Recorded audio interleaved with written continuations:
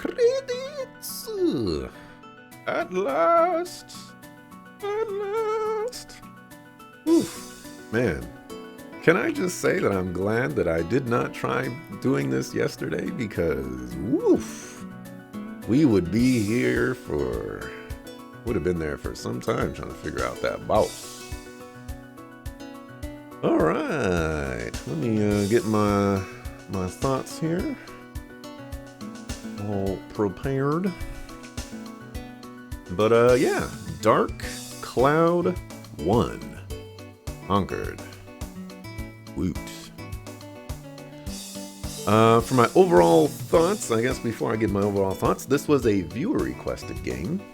And for viewer requested games, if other people want to, do some viewer requests, if you're on the YouTube side, you can drop a comment on a video or something like that. I'll add it to the list. And if you're on the Twitch side, you can assign points using channel points to assign points to whatever game you want to see me to play. And when it's time to play a viewer requested game, I'll choose whatever's at the top of the list. And this one was requested by Liberated Toaster. So thank you very much, Liberated Toaster. Now, for my overall thoughts, I didn't like this game at all. I despised so much of it. It was not very fun. It hasn't aged well in the slightest. I did not like gel with this game at all. There's so much to dislike about this game, and it was the vast majority of it for me.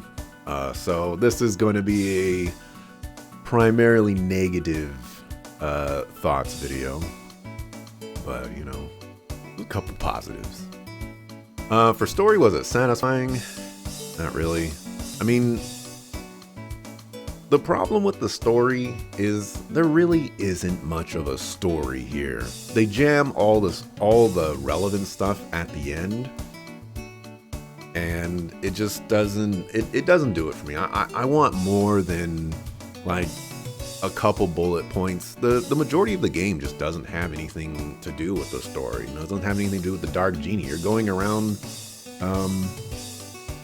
rebuilding towns. What are we rebuilding towns for? So that we can learn how to defeat the Dark Genie? Ain't nobody know how to defeat the Dark Genie, as evident by us going through the game.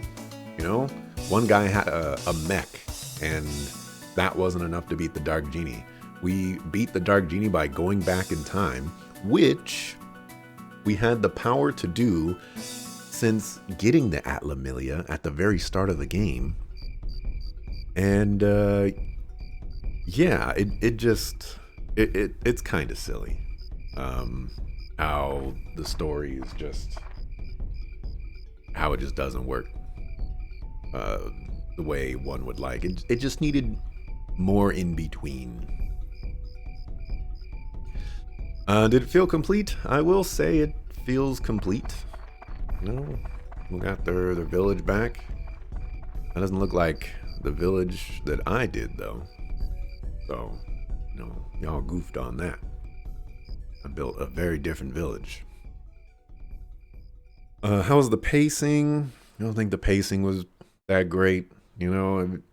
Like I said, there's really no story to touch on, and so you're just jumping into random dungeons over and over again for what feels like no reason. I mean, the fairy elf king guy, he clearly has the power to transport us wherever we want to go. So, yeah. Thoughts on the story? It effectively doesn't exist. There's, at the very beginning, you get some story. You get like these minor inclusions as the game goes on, but it's basically a lore dump at the end. For gameplay mechanics and design, what gameplay elements stand out? This could be colored by having played this more than 20 years after it was released, but everything in the game is extremely tedious. For items, I would say the inventory management might be the best aspect of the game, as it has a sort function that's actually pretty useful by default. It also has different types of sort options, which I found out towards the later portions of the game. If you press the sort button more than once, you can sort by different stuff. It would be nice if it told you how it sorts so that you can better understand what it was, but I'm sure if you did it enough times, you could figure it out. The inventory system also, or an item system, remind me of Rogue Galaxy. Did level 5 create Rogue Galaxy? I'm curious about that. They did, and that game came out in 2005. So that game came after this one. So I think that shows a lot, because Rogue Galaxy has some similar systems to this in terms of like inventory and whatnot. And from what I can remember of Rogue Galaxy, it's an improvement on this. So that's cool to see, I guess, the beginning of things. Items don't stack. Yeah, I can see why items don't stack. And honestly, there's probably a give and take here. It's like you can have items stack, but you have less inventory slots, or you can have more inventory slots and items don't stack. But it's just one of those things where it's like it's another tedious thing to add on to the game. Key dungeon items default to the bottom of the list. As I mentioned, there are different other sort options, but it is kind of silly to just have the item that you need.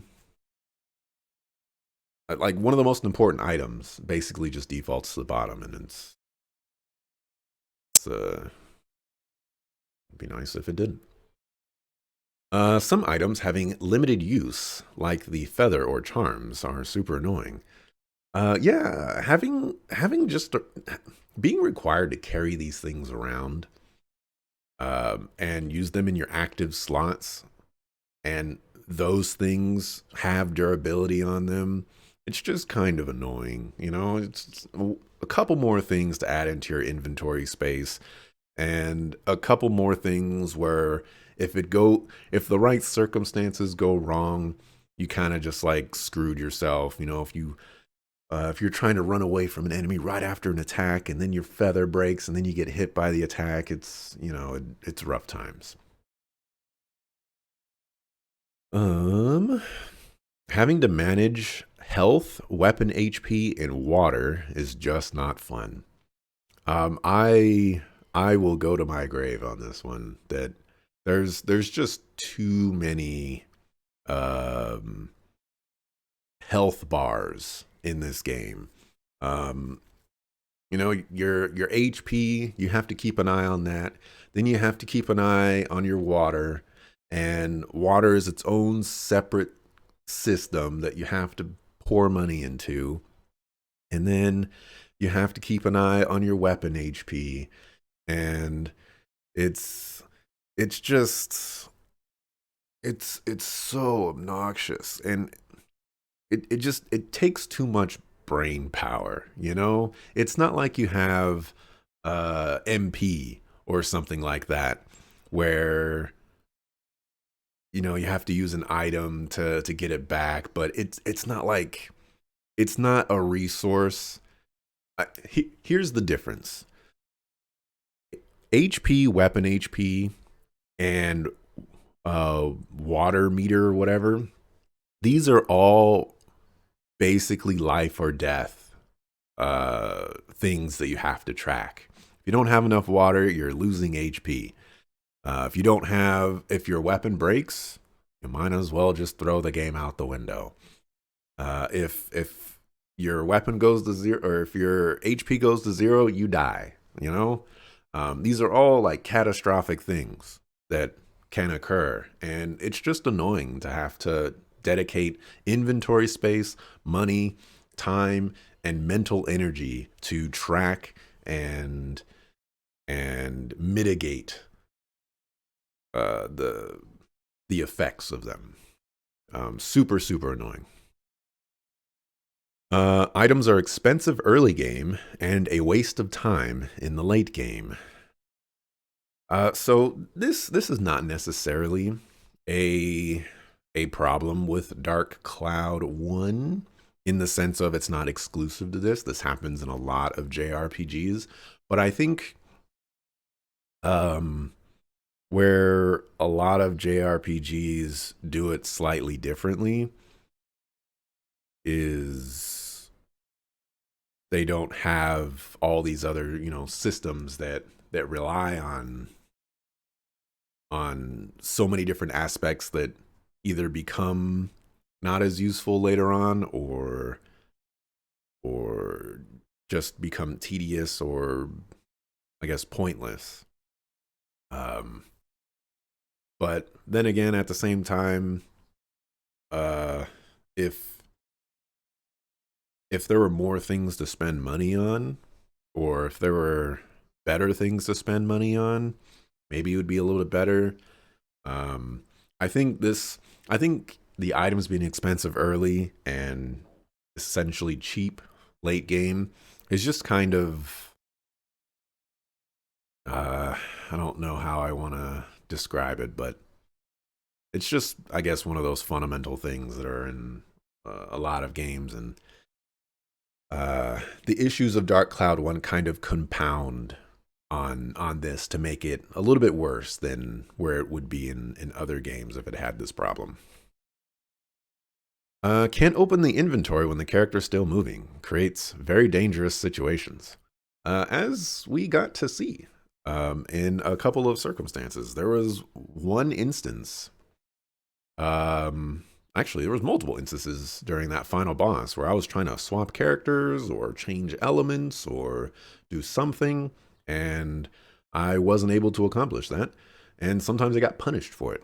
And I understand this might be a technical limitation because if you're pausing the game to go into the menu, you have to remember the momentum and the movement of the character after you unpause the game, and that could be a lot of things can go wrong there.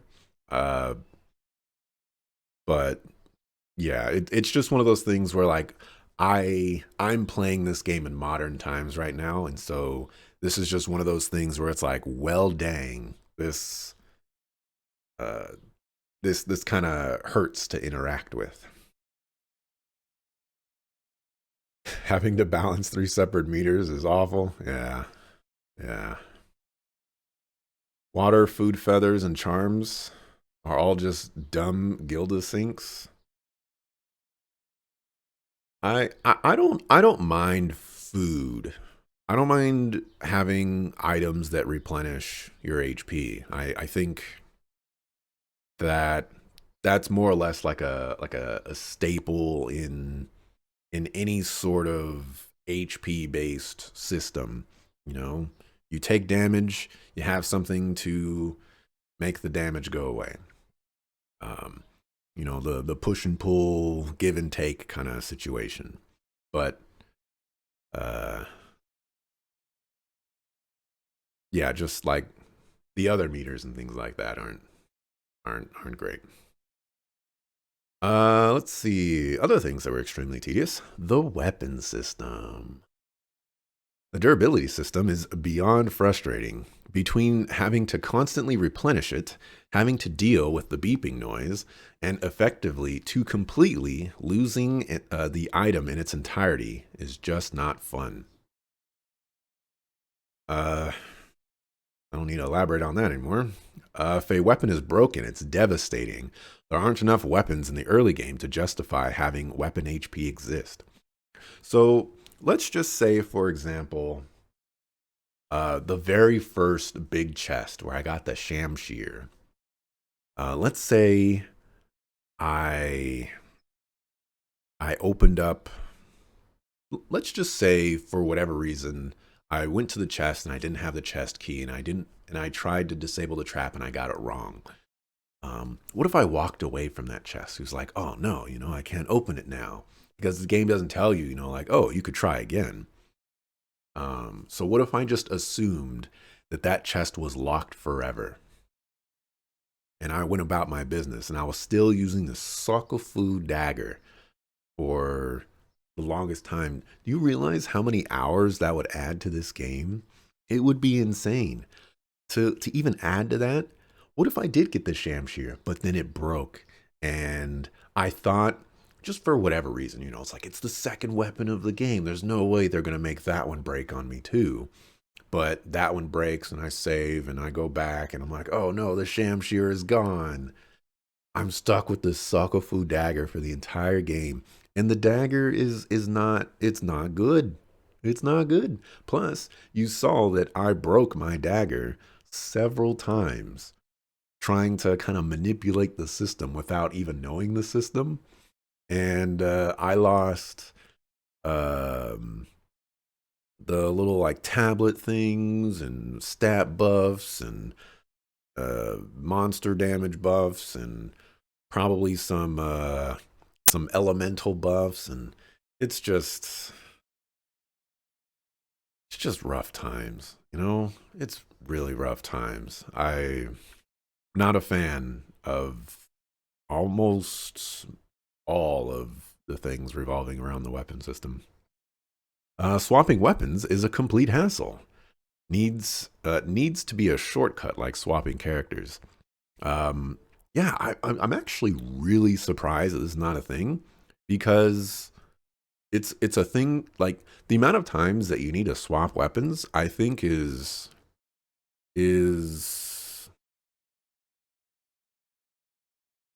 it's more than zero. Um, it feels like it happens enough that it could use its own like quick swap option. Um, and on top of that, I I'm gonna add this here too. The final boss requiring, I mean, I guess it didn't require, but like requiring, it has so much HP that you're gonna be spending forever doing it any other way.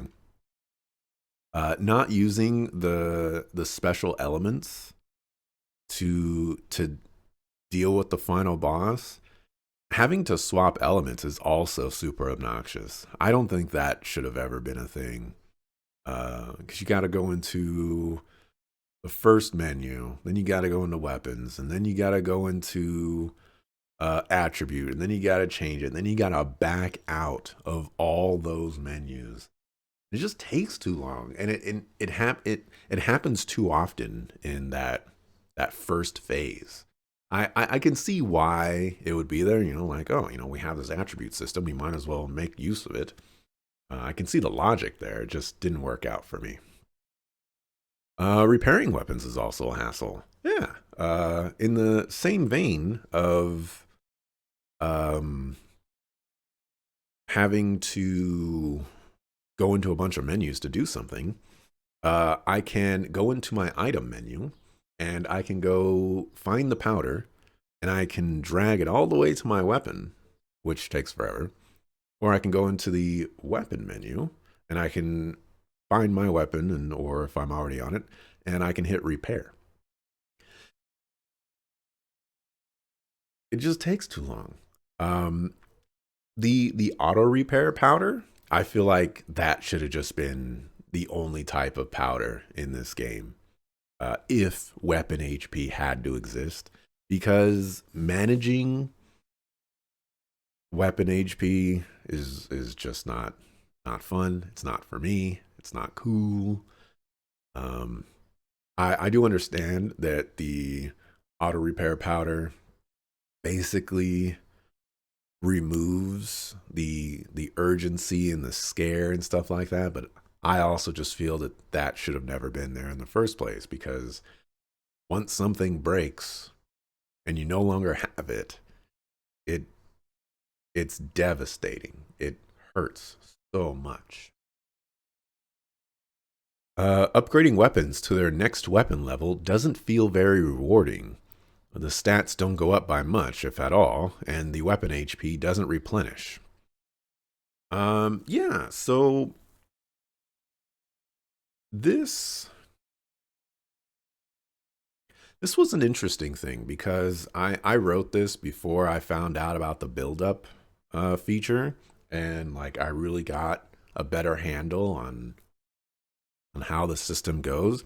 And I think looking at it from my perspective there of, oh, I'm just the ABS is full, let me upgrade my weapon.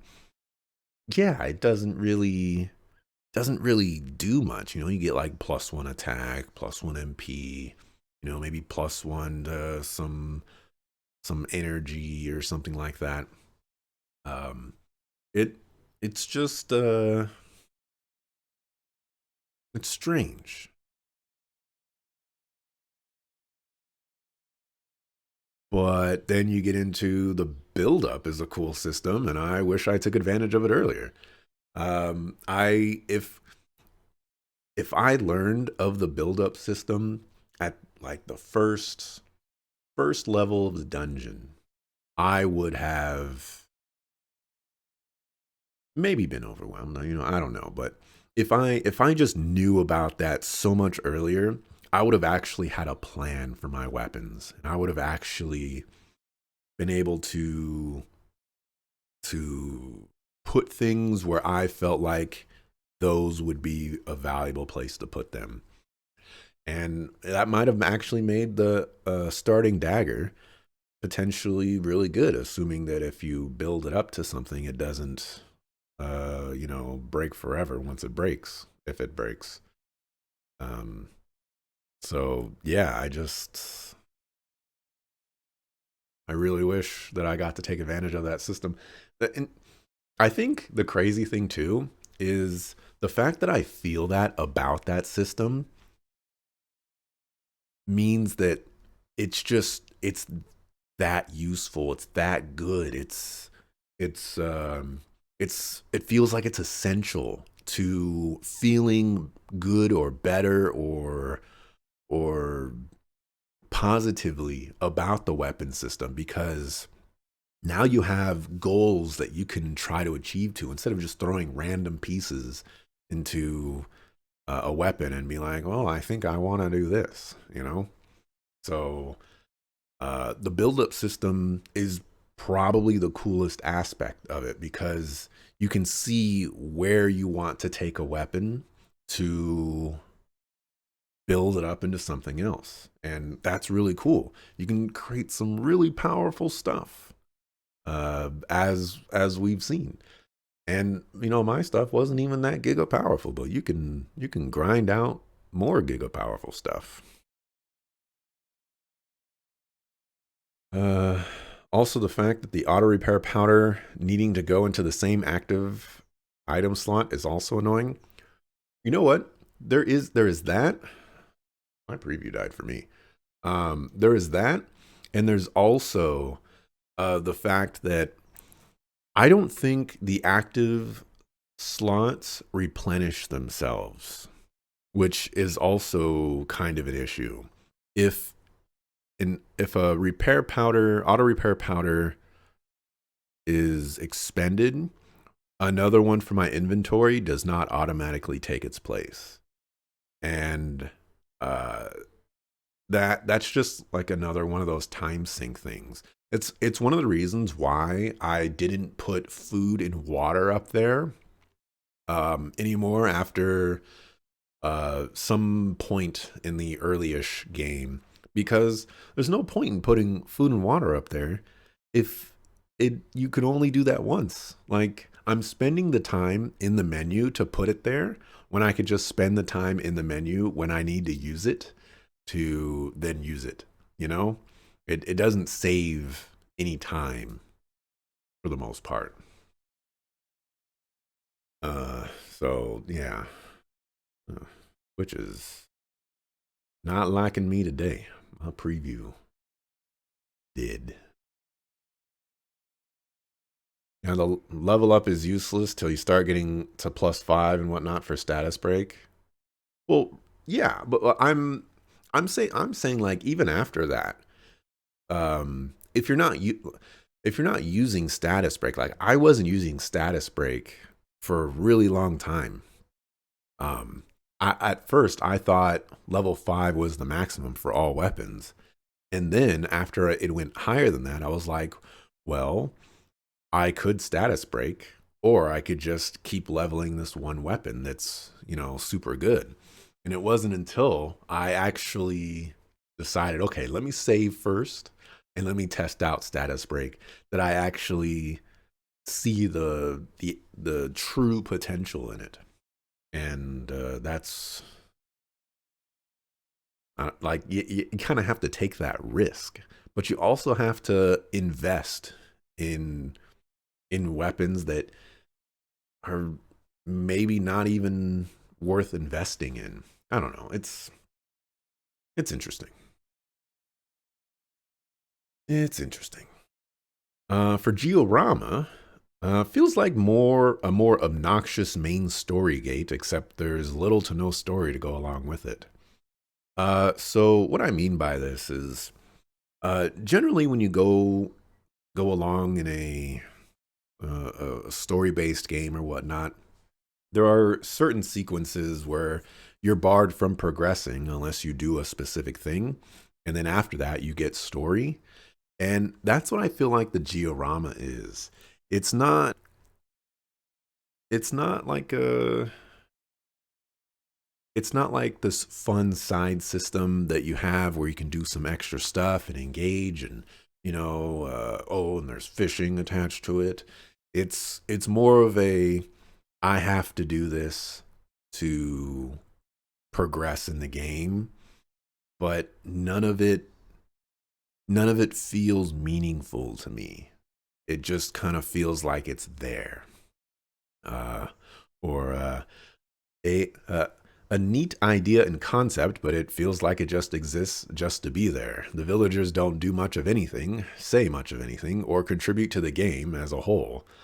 Creating your own town is cool, and doing it with the townspeople's feedback is cool, but it feels like a lot is missing to make the system worth the time and effort.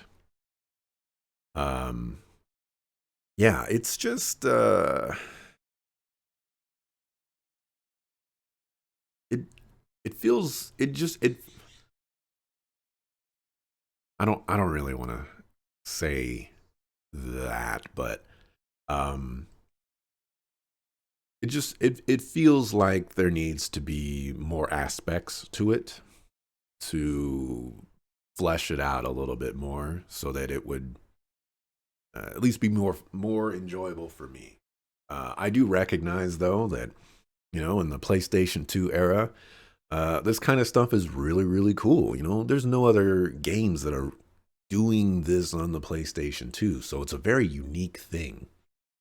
Uh, but I'm also looking at this from the lens of today's day and age, where I'm playing the game in 2023, and you know, it doesn't play very well. It doesn't do much to the game as a whole, um, in this day and age.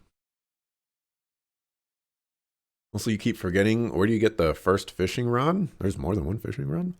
Um, I got the fishing rod in the first village. Uh, there was pretty sure it was the first village. Um, after I did like a special scene with somebody, they're like, "Here's a fishing rod," and I was like, "No, that fishing rod was supposed to be mine or something," and I don't know, something like that. Uh, a girl and her brother, I believe is where I is the scene. Um, and then the last thing that I have for this particular section is not much to do in the game. Can feel very one note. Um, yeah, there's as crazy as it is to say, there's really not much to do in this game. You go into the dungeons, kill some stuff, you loot some stuff, and then you leave the dungeon, and You improve your weapons and you make yourself more powerful so that you can go back into the dungeon and fight the same enemies. You improve your weapons and make yourself more powerful. Doesn't feel like there's a lot of nice progression there. I don't know if there's any super bosses or secret dungeons or secret bosses or any of that attached to it, but um, this game is basically go into a dungeon, get some loot, go out of a dungeon, place some buildings, and then go back into the dungeon. Um, there's not a lot going on. For combat, the camera is to die for, literally. Just moving turns the camera, which is very undesirable. There are many instances where the camera won't let you turn anymore. Camera unlocks from enemies when you are attacked or switch characters, which is super obnoxious, by the way. Um, Especially in like that last fight, the final boss, phase 3. Um, Having to retarget the final boss after getting hit or swapping the character, but there's a skeleton right next to you, so you might actually target the skeleton, and if you do that, the camera will just swap over to view in that area. Meanwhile, you're getting attacked from like both sides, and there's this laser coming around and stuff like that. It's too much. The camera in this game is so annoying, and it's the first thing that I noticed when I went into the first dungeon. It was just like this is what the camera is. Like I have to play the entire game like this. And this was before I unlocked or not unlocked, but before I learned that you can lock on to enemies. So like I was running at an enemy and attacking them, and then like running away, and the camera would just follow me. It was a hot mess, and I think the camera in this game is a hot mess. The camera's placement can make it difficult to gauge the correct distance between you and the enemy. I encountered this a lot, specifically the bat enemies. It's so difficult because the camera's at like a very specific spot, or it keeps moving, or the airplane.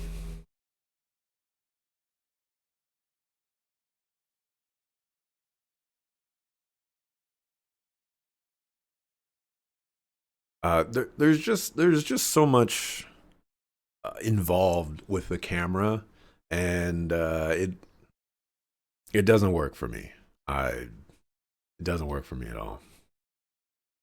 Melee weapons struggle in the face of ranged weapons. Ranged weapons have further reach, greater degrees of safety, and in some circumstances do more damage. Ranged weapons do more damage the closer you are to the target, meaning they outpace melee weapons. So this could be a product of how I played the game, and I fully recognize this. I powered up Ruby, and I could have powered up Tone. I could have powered up Ungaga. I could have powered up uh, Axe Guy, whose name I just can't remember for the life of me. It was actually Hammer Guy, but I could have powered up any of those characters, but I chose to power up Ruby, and I chose to power up Zhao. And the main reason for that is because ranged characters in this game, even if they do less damage the further they are away from the target, it's still safe damage. And when you're at the mid to late game and you don't have to worry about money anymore, um, you can spend 10 minutes fighting one enemy because you have enough money to buy weapon powders to save the day. And you have enough money to potentially make more risky plays. But with melee weapons in this game, you have to be in the danger all the time. And that just doesn't work.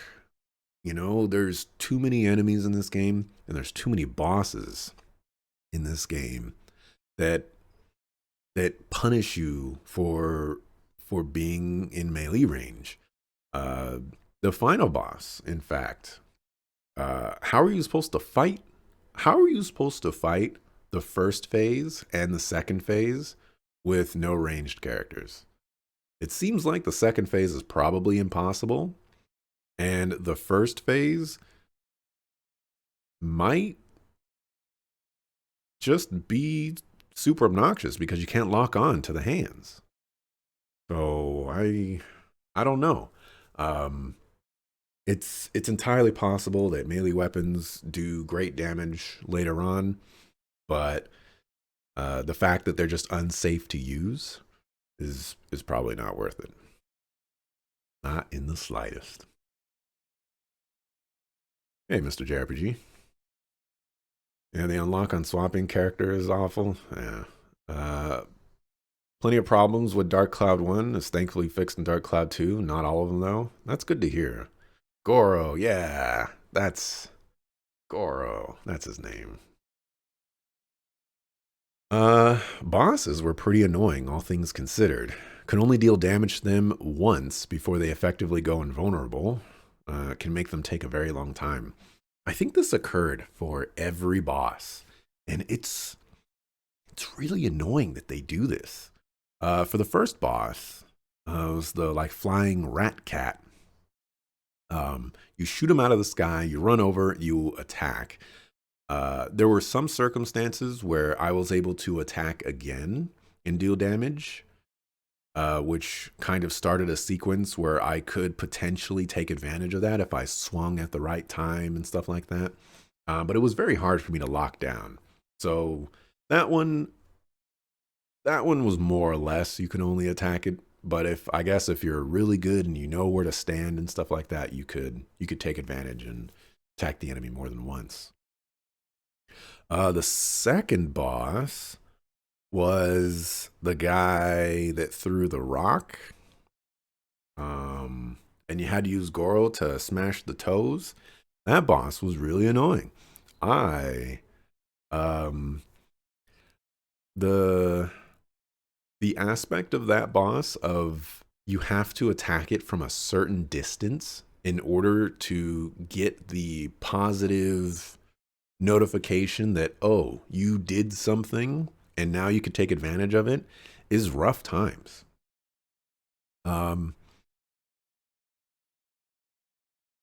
I feel confident that I would have eventually been able to figure it out because I knew at that point, after I did the first boss, I needed to use Zhao in order to progress the boss fight of that area. So I knew that Goro was going to be important for the second boss. The issue is I didn't know where to insert Goro into the fight. I knew that the toes were likely important because there was a little bit of emphasis on the toes. There were certain moments where the boss would like accentuate them, you know, bring prominence to the toes. But like I tried to attack the boss several times. I tried to attack the toes several times, and I was just doing 0 damage. So chat came through for that one, but I think I would have been able to figure it out on my own. I don't think I needed chat to intervene. The boss after that was the boss with Ruby. What was the Ruby boss? What was the boss in the underground ship? Or the underground ship? The sunken ship. I don't remember the boss for that one. I don't remember that one at all. But the boss after that was Ungaga, I believe. And the Ungaga fight was not only the easiest fight in the game, but also just another one where it accentuates again its weakness, but you can only interact with that weakness once. And you blow away the black smoke or whatever, and then you shoot them once, and then the black smoke comes back. It just makes the bosses take too long. Where can you insert some skill and some risk factor into there? What boss was giga annoying though was the Minotaur boss. That boss was insane, and I'm glad I beat that boss. Not so glad that I had to beat it with Ungaga, which was like the only character capable of beating that boss, it felt like. But anyways, for dungeons, limited zones are either incredibly intrusive, extremely detrimental, annoying, or all of the above. I did not like limited zones at all. Uh, and it's made even worse that the Ungaga limited zone for the final dungeon might be the worst thing that has ever happened to me in this game, because I have to fight enemies where my weapon is taking 6 to 7 durability damage. Then there's these shield guys that if they block an attack, it takes 15 durability from your weapon. It's insane. And then the enemies have like 3,000 health or some nonsense. And so you have to just keep attacking them over and over again. It's so insane. I hate it. I the fact that I got the little clock piece when I did, grateful. Super grateful.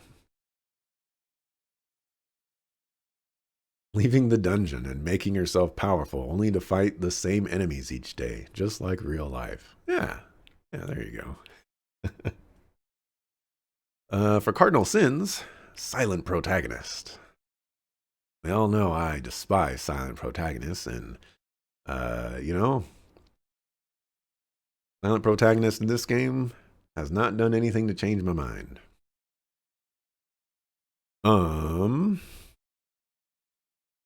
There's probably a couple more cardinal sins for this game. Like, you could probably make the argument that forcing the player to use certain party members is a valid one. No value indicator or tell enemy HP. This was specific to bosses. I think there's an argument to be made there. And yeah. For miscellaneous sound and music, I think the music was pretty solid. I've heard this OST already. I already listened to it for Level Up This playlist, and there were a couple tracks that I was like, okay, it sounds nice. I dig it. For graphics, this was emulated, so graphics gonna look a little bit better, but I think the graphics were fine. I don't have any issues with it. I will say that the animation at the start of the game definitely set the wrong expectations. Like all the dancers, they were doing like really nice movement with the animation, and then as the game progressed, it was just like, well, we're not going to be as good. So there was that. Replay value. Does the game offer additional story content in a second playthrough to warrant going through the game again? I highly doubt it. A new land was added to the world map. I say, but are you gonna let me save? Where did you save? Okay, you're just okay. Is the game worth recommending? I'm not recommending this game. I don't see the value in playing Dark Cloud 1. I don't see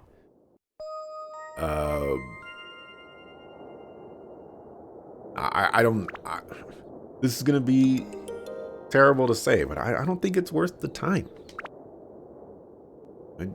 I there are so many other games out there in the world that someone could be playing, and I don't think Dark Cloud 1 is something where I would say, yeah, you should, put this in, the first 100 games you play for the next 5 years. This would be like if you're super bored and, you have a PlayStation 2 around and you want to play Dark Cloud 2 and you have no other games to play, sure, you can spend some time doing that. If the developer is watching,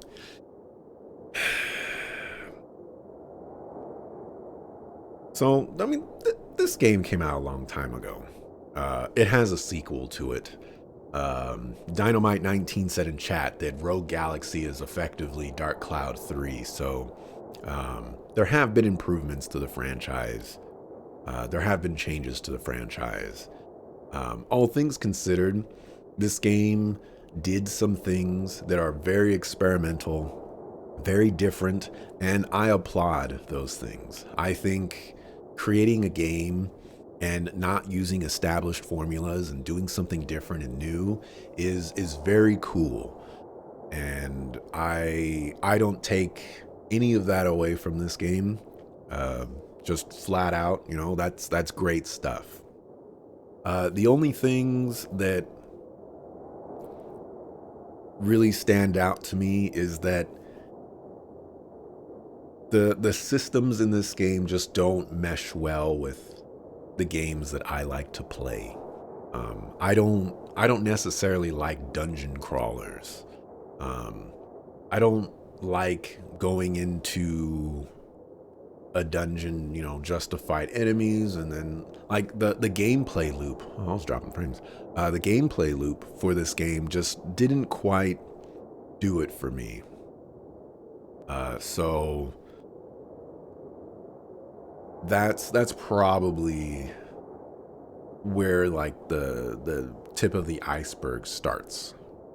And if that was fixed, maybe everything else would be better for my own personal play style and playthrough. Would I play Dark Cloud 2? I have to say that the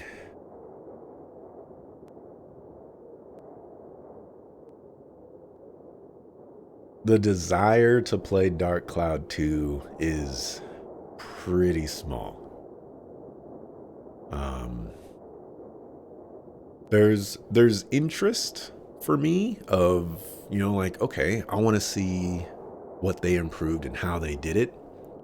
But where do I